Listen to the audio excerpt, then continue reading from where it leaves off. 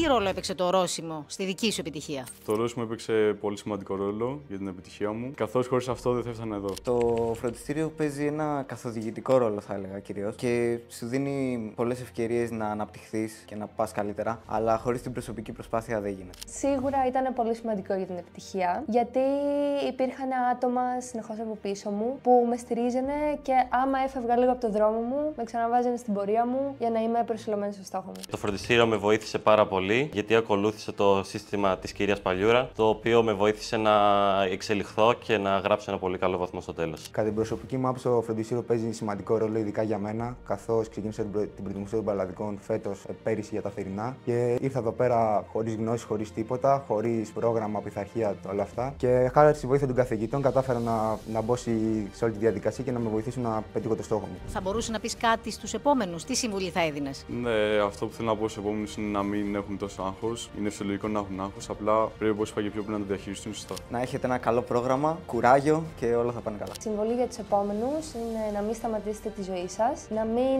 χάσετε άλλα πράγματα για να πετύχετε στις Πανελλήνιες, γιατί μπορείτε να τα ισορροπήσετε και τα δύο χωρίς να χάσετε τίποτα. Να είστε ψύχρεμοι, διότι θα έρθουν πολλές δύσκολες στιγμές, αλλά στο τέλος θα αποδοθούν οι κόποι σας. Αυτό που χρειάζεται είναι σίγουρα υπομονή, ψυχολογία και θέληση. Γιατί άμα θες να πετύχεις κάτι, πρέπει να το πιστέψεις εσύ και όχι οι άλλοι. Θέλω να μου πεις και την ανάμνηση, τη δυνατή που κρατάς από εδώ, από το φροντιστήριο. Από το ρόλο που θα μου μείνουν πολλές αναμνήσεις, όπως οι ωραίες στιγμές με συντάξει με τα παιδιά. Αλλά η πιο ωραία ανάμνηση κατά τη γνώμη μου είναι στην Αράχοβα που πήγαμε εκδρομή όλοι μαζί και περάσαμε πολύ ωραία. Οι αναμνήσεις που με έκαναν να νιώσω καλύτερα στο φροντιστήριο είναι η οικογενειακή ατμόσφαιρα που έχουμε και με τους καθηγητές και με την παρέα στην τάξη. Γενικά, οι περισσότερες μου καλές αναμνήσεις ήταν με τον κύριο Χρήστο. Αυτό.